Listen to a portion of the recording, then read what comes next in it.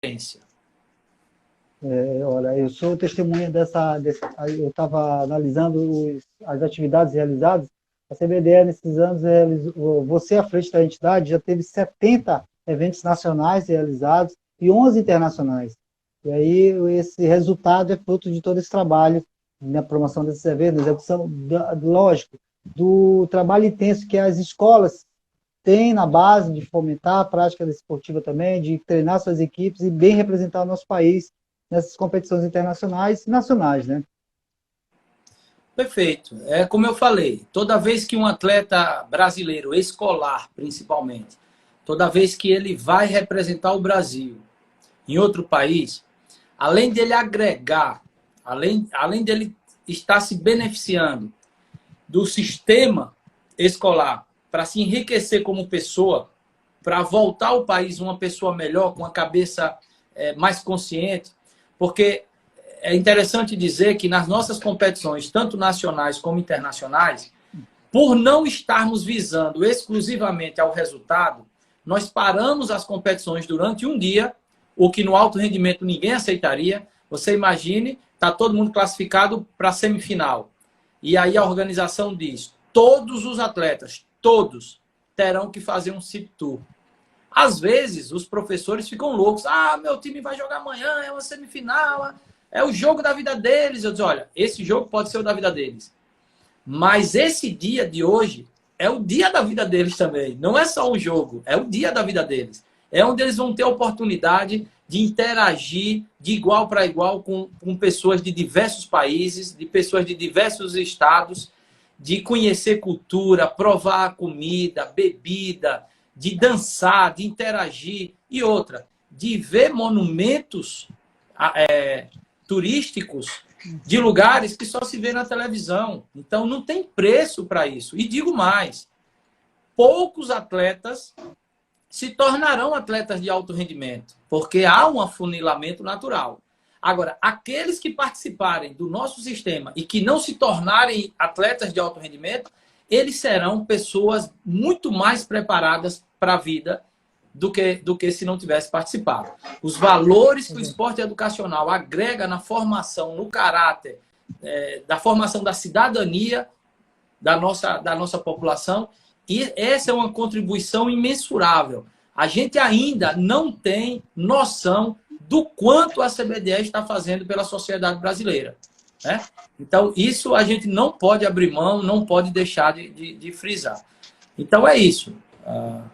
Seria interessante aí, Hamilton. Tem algumas perguntas aí dos nossos participantes, e aí a gente sabe que, recentemente, ainda no final do ano passado, a gente realizou as seletivas dos estados para o brasileiro de vôlei e de futsal. Esses atletas que ganharam, criaram uma expectativa de que em maio a gente teria a competição, em abril a competição subsequente dessas duas modalidades. Com o cenário de pandemia, de que toda a população enfrenta, e de isolamento e dessas questões, as atividades foram suspensas e a expectativa desses alunos que estão no seu último ano e todos perguntam, vai ter a competição? Como é que está essa programação? O que a gente tem informado é que tudo depende do avançar dessa situação. Se a gente vai ter condição de se reunir novamente, se as competições vão estar liberadas. Eu queria ouvir o que a CBDE o que você tem planejado para esse segmento aí, futsal e vôlei, que são as competições nacionais que iriam acontecer. Perfeito, Hamilton. Vamos lá. Primeira coisa, não suspendemos por nossa vontade, né? Então, as pessoas têm que partir desse princípio. Pela nossa vontade, não teria pandemia, não teria necessidade de parar nada, nós teríamos realizado os brasileiros e o Mundial de Voleibol também. Então, vamos lá. As pessoas que estão ansiosas por notícias, elas têm que entender que não é que nós não queremos dar notícia. É que nós temos que atuar no momento de pandemia com a informação daquele dia. A gente não sabe o que vai acontecer amanhã. A gente não sabe se a partir de amanhã, digamos que aquela curva, a parábola da contaminação, né, do vírus, se ela vai continuar em ascendência ou se ela vai começar a declinar. A gente só pode ter uma definição quando nós tivermos a certeza de qual é o quadro do Brasil. Nós estamos observando que alguns países da Europa que começaram o processo de contaminação anterior ao Brasil já desceram a curva e já estão retornando algumas atividades esportivas sem público. É o primeiro passo. No Brasil, nós ainda não sabemos se o Brasil chegou no topo, se ainda vai piorar ou se já começou a equilibrar para melhorar. Mas nós temos assim a esperança de que junho e julho a coisa comece a normalizar. Se começar a normalizar a partir do final de julho, agosto é um mês para que a gente ainda fique com muito medo, mas que os números comecem a nos provar que está controlado. Agosto. Nós teríamos setembro todo para ter certeza que controlou. Outubro, para o convencimento de que podemos adotar um protocolo e cumprir rigorosamente o protocolo baseado nas informações das autoridades sanitárias, porque nós não somos especialistas. E a partir de novembro ou dezembro, termos a possibilidade de realizar os 2 brasileiros que estavam previstos, o de futsal e o de voleibol. Essa é a nossa esperança. Nós vamos conseguir realizar esse ano? Não sei. Eu não sei, não é por incompetência ou por falta de planejamento. É porque a gente está esperando, a gente tem que esperar o desenrolar da consequência da pandemia para saber se realmente essa previsão otimista que eu estou fazendo se concretize. Tem um outro fator complicador. As famílias se sentirão seguras de permitir que seus alunos viajem em novembro ou dezembro? Porque é possível que tudo isso que eu falei aconteça e, no final, os pais digam, olha, mesmo com toda a garantia que vocês acham que tem, eu não vou permitir que meu filho viaje, porque meu filho é o meu bem maior. E se isso acontecer, nós não podemos criticar, muito pelo contrário, nós temos que apoiar. E jogaríamos, então, esses 2 brasileiros para o ano seguinte. Se nós jogarmos os 2 brasileiros para o ano seguinte, nós vamos ter 2 grandes problemas. O primeiro problema é que é possível que alguns atletas que estariam inscritos para a competição esse ano, para o ano não sejam mais escolares, porque eles podem concluir o ensino médio agora no segundo semestre. Então, no próximo ano, ele perdeu a condição de participar do escolar. Esse é um ponto. Segundo ponto, mesmo ele continuando sendo escolar, tem a questão do limite de idade, que a nossa faixa etária é até 18. Na hora que muda o ano, se o garoto que tem 18 anos esse ano, próximo ano, pelo ano de nascimento, ele já seria 19 anos. Então, ele já está fora da nossa faixa etária de idade. E um outro complicador seria, nós já emitimos as passagens aéreas. Todos os atletas, todos os técnicos, todos os árbitros e dirigentes que estavam inscritos para essas 2 competições, nós já emitimos as passagens aéreas e nós já pagamos os hotéis e a alimentação. Então, é razoável que a gente tenha a esperança de realizar esse ano.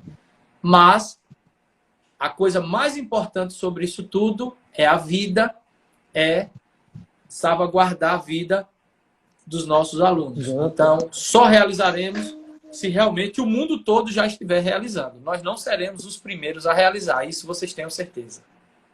É isso mesmo. Na verdade, a gente tem um cenário de incertezas aí, mas as esperanças ainda temos, mas não temos a garantia de que isso possa vir a se efetivar.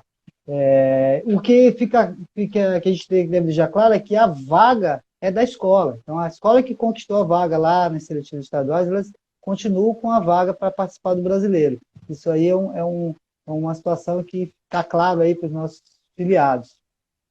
Mas só que a gente está falando sobre um aspecto administrativo, né? Por exemplo, Isso. A escola não quer perder a vaga, está garantido. O professor não quer perder a viagem dele, está garantido. A federação, a CBDE. Mas o aluno, eu acabei de falar aqui nessa live que a coisa mais importante para a gente é o interesse do aluno. Então, para mim não importa se a escola está feliz, se o árbitro, se o técnico está feliz. Para mim importa se o aluno está feliz. Porque ele, como aluno, ele tem uma vida útil no esporte escolar. E possivelmente este campeonato seja o campeonato da vida dele. Tipo, pô, eu me preparei minha vida escolar para chegar no ápice da minha forma técnica e física para tentar ser campeão brasileiro ou, sei lá, fazer a melhor participação que eu puder. E justamente no meu ano aconteceu a pandemia, o campeonato foi jogado para o ano seguinte e eu perdi a condição de participar. Então, eu estou falando agora para você, aluno, atleta. Nós iremos, sim, levar para a comissão de atletas, levar para a comissão técnica, levar para o nosso conselho, para tomarmos uma medida para proteger o interesse do atleta, do aluno.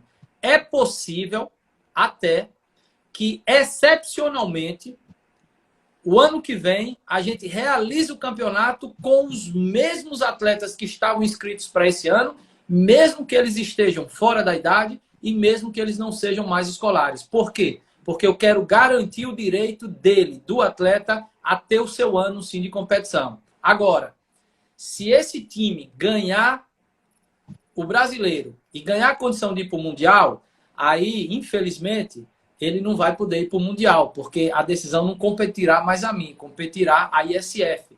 E eu tenho certeza que a ISF não vai permitir atletas fora da idade e atletas que não sejam escolares. Mas o Brasil aqui, nós temos essa autonomia e...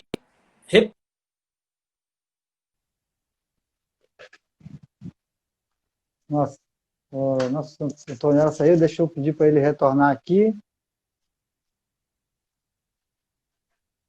Pronto, já adicionamos aqui nosso convidado. Deixa ele Deu uma queda, mas voltou. Voltamos, né? Voltamos. Então, repetindo, no Brasil nós temos essa autonomia e já estou, assim, em primeira mão, dizendo que a CBDE vai garantir o direito do atleta, porque o atleta é principal, interessado e é o nosso principal bem. Nós temos que garantir o direito do atleta. Perfeito, olha, isso é realmente de primeira mão. E aí, os atletas aí que estavam questionando, perguntando, já tem essa possibilidade aí de participar, porque a CBDE vai trabalhar para isso.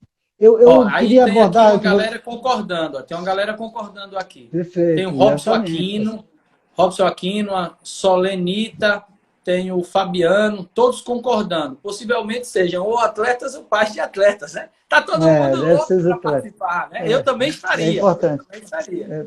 Maravilha. Realmente, olha. Maravilha. Eu queria que você falou, olha, da relação dessa nova ordem da gestão do esporte, onde as parcerias públicas e privadas elas são o que a gente tem de melhor para poder deixar o Estado para atuar em diferentes frentes e as entidades com finalidade específica, reconhecidas por lei, pudessem estar ajudando nessa execução. Como você citou, os eventos da CBDE, a gente tem todo o suporte aí do deslocamento, alimentação custeado pelos recursos federais da Lei Gnelo Piva, em que a CBDE está à frente da execução. Na nossa visão, isso seria um apoio para o gestor público, estadual, municipal, dos estados, digamos assim, para poder, dos investimentos que eles têm para o esporte escolar, para os seus eventos, poder ser